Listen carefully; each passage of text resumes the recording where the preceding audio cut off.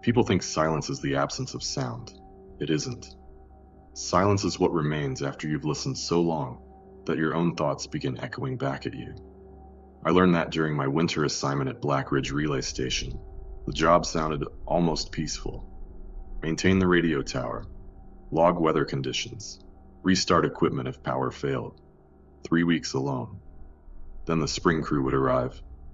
The station sat nearly 80 kilometers from the nearest town. One winding mountain road connected us. A road that disappeared beneath 6 meters of snow 2 days after I arrived. The avalanche buried the switchbacks completely. The satellite phone lost power during the same storm. The emergency beacon never activated. Only the old analog radio remained. The company assured me someone would check if transmission stopped. So I kept transmitting, every hour, every day. No one ever answered. At first, I wasn't afraid.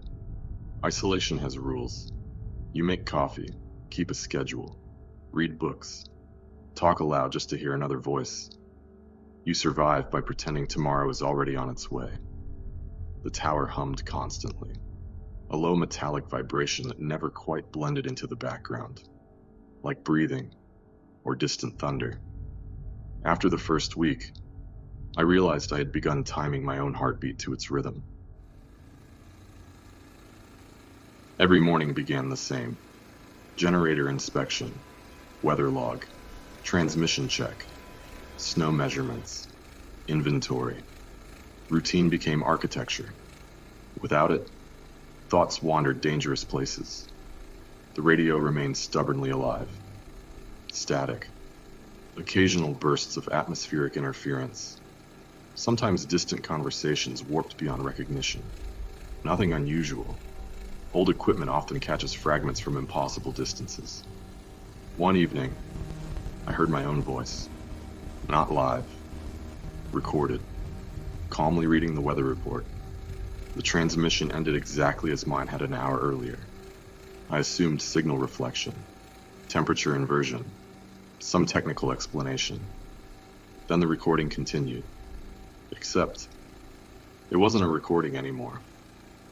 My voice whispered one sentence I had never spoken. Don't answer tomorrow.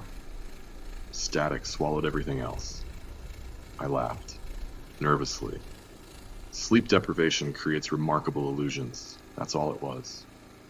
It had to be. The weather worsened. Snow erased the horizon completely. Day and night became shades of the same color. Even stepping outside felt like walking into blank paper. The tower vanished only 30 meters away. Visibility shrank until the world consisted entirely of the cabin and whatever waited just beyond its walls. I started talking to myself, not constantly, just enough. Simple observations. Coffee's cold. Generator sounds healthy. Wind shifted north. Human voices prevent strange thoughts from growing roots. Mine stopped feeling human around day 12. Sometimes I answered questions before asking them. Sometimes I caught myself pausing to listen after speaking, as though someone stood just outside the door preparing a reply. No reply ever came. Only wind. Always wind. The footprints appeared on day 15, one set, leading toward the cabin. None leading the way. Fresh. Perfectly preserved. I followed them until they vanished beneath drifting snow halfway to the tower. No body, no campsite, nothing. I searched until the cold forced me inside. That night, I heard footsteps circling the cabin. Slow. Crunch. Pause. Crunch. Pause. Hours passed. Every circuit ended beneath the bedroom window, then began again. I gripped the emergency flare gun until sunrise. Morning revealed untouched snow. No footprints. Nothing. I nearly cried from relief, until I noticed my boots drying beside the heater, covered in fresh snow. I couldn't remember taking them off, or putting them on. For several terrible minutes, I genuinely believed someone had borrowed my body during the night. Only later did I realize the simpler explanation. I must have sleepwalked, Must have. The hallucinations became smaller after that.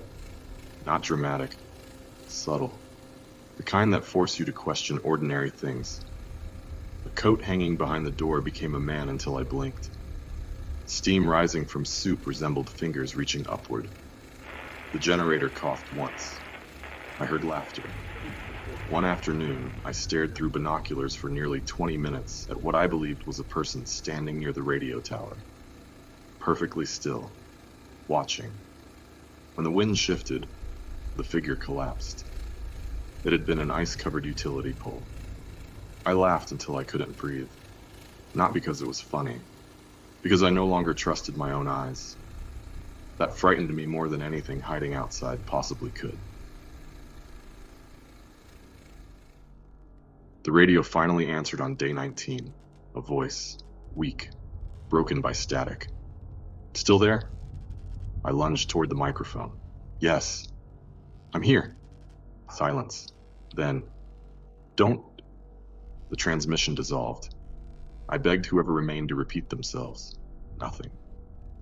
Hours later, another voice emerged. Clearer this time. Older. Tired. You've been alone too long. Who is this? No answer. Instead, my own voice returned, perfectly calm. I'm already inside. The cabin suddenly felt impossibly small. I searched every room, closets, storage lockers, the crawl space beneath the floor. Nothing. Only me. Only always me. My final journal entries deteriorated quickly. I found pages written in handwriting I recognized but couldn't remember creating. Lists, weather reports, apologies. One sentence repeated dozens of times. The tower only speaks when everyone else is gone. Had I written that? Or found it? I honestly don't know anymore. The humming changed. Not louder, closer. As though the vibration no longer came from outside. Sometimes I felt it inside my chest, matching my pulse, matching my breathing, matching thoughts I hadn't finished thinking yet. The cabin seemed to shrink daily, walls leaning inward, ceiling lower, windows narrower. Claustrophobia doesn't require small spaces, only the certainty that escape no longer exists. I stopped transmitting, not because hope disappeared, because I remembered the warning. Don't answer tomorrow. I never understood what it meant, until tomorrow arrived. The radio called my name, not once. Repeatedly, patiently, exactly the way someone knocks on a familiar front door. I don't know how long I waited before opening the cabin door. Minutes, hours, days. Outside, the blizzard had stopped. The world stood perfectly still. The radio tower rose against a cloudless sky. Beautiful, silent. Someone stood beneath it, or something. The distance made certainty impossible. It raised one hand. I raised mine. The figure copied me exactly. Not a greeting, a reflection. I lowered my arm. So did it. Then I realized something impossible. The figure wasn't beneath the tower. It was standing exactly where I was. Only farther away, watching me from a place that shouldn't exist. I closed my eyes, counted to 10, opened them. The snow was empty. Perhaps it had always been empty. Perhaps I'd finally reached whatever point loneliness becomes another person. The rescue team arrived in early spring. That's what they tell me. They found the cabin intact, the generator still running, the radio transmitting nothing but static. They also found footprints leading away from the station. One set, mine.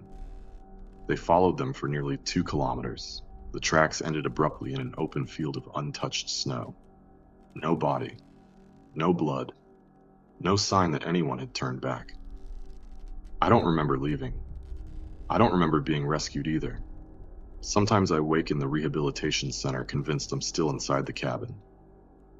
The fluorescent lights hum exactly like the tower. The intercom crackles every hour. Occasionally, very quietly, I hear my own voice hidden beneath the static, not warning me anymore, inviting me. The doctors say prolonged isolation can fracture perception, that memories overlap, that the mind creates companions when silence lasts too long. I believe them, most days, but every night at exactly the same hour. The bedside radio, which isn't plugged into anything, produces one brief burst of static. Then a familiar voice whispers from somewhere impossibly far away. Signal received. I never answer it. Not because I'm afraid something will hear me, because I can no longer tell whether it's calling from the mountain or from the part of my mind that never came back down.